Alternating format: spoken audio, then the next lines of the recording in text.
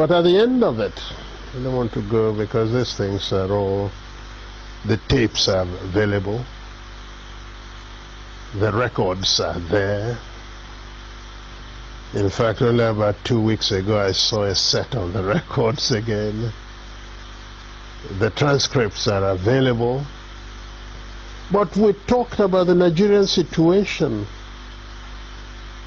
and certainly at the end everybody says, oh, you told them this, you did that. The fact was that our case was so clear that I actually believe at the end of Aburi that the problem was not Gawan, but probably some ambassadors in Lagos who were pressing for something else. Because we understood each other. We agreed on every single point.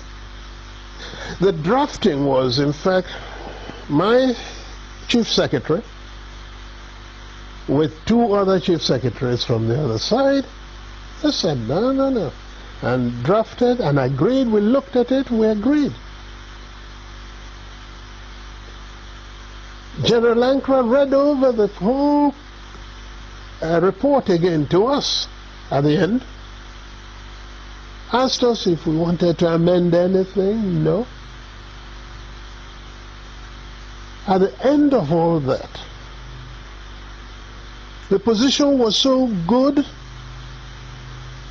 that actually Ankara drove Jack, Gawan and myself to the airport.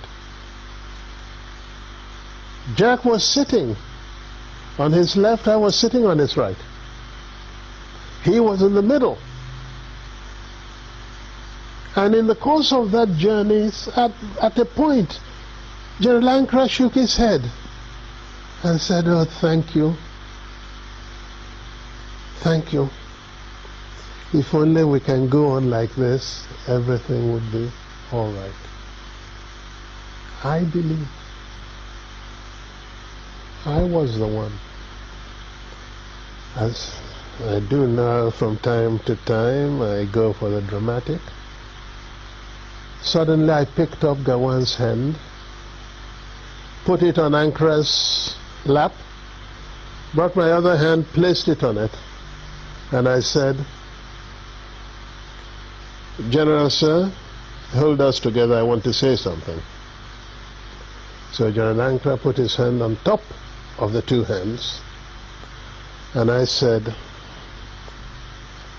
General, I want to assure you that I am totally satisfied with everything we said. I will even go further and say to you something I did not say at the conference, and that is that once we have implemented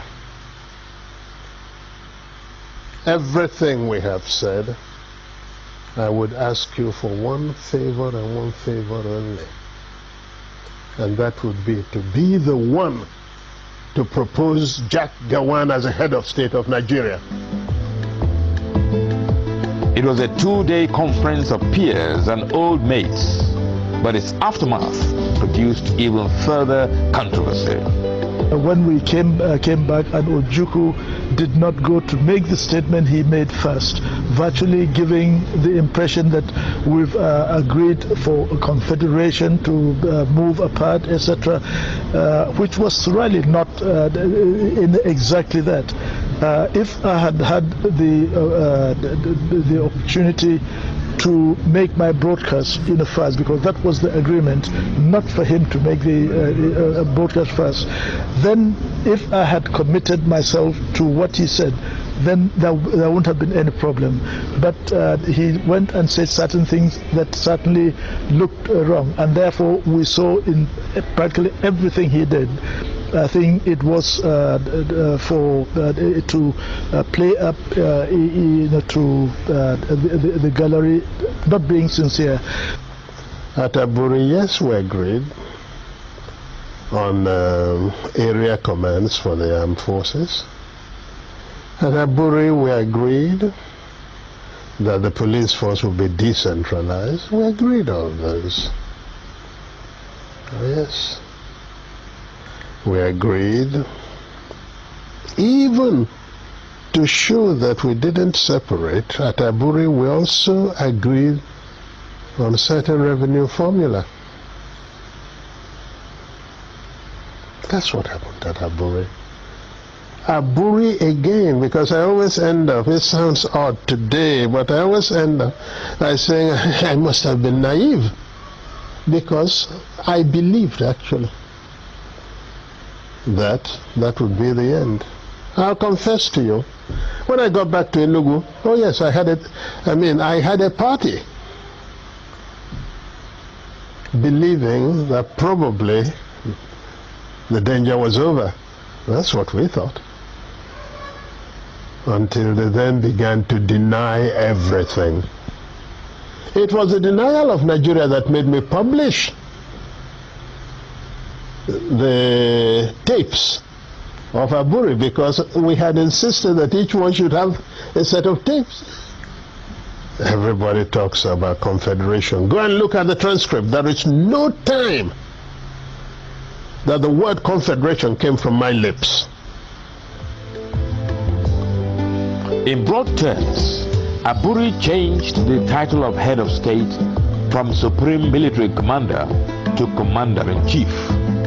It gave the regions control over internal affairs, and concurrence of each region was now required for any decision affecting the whole country.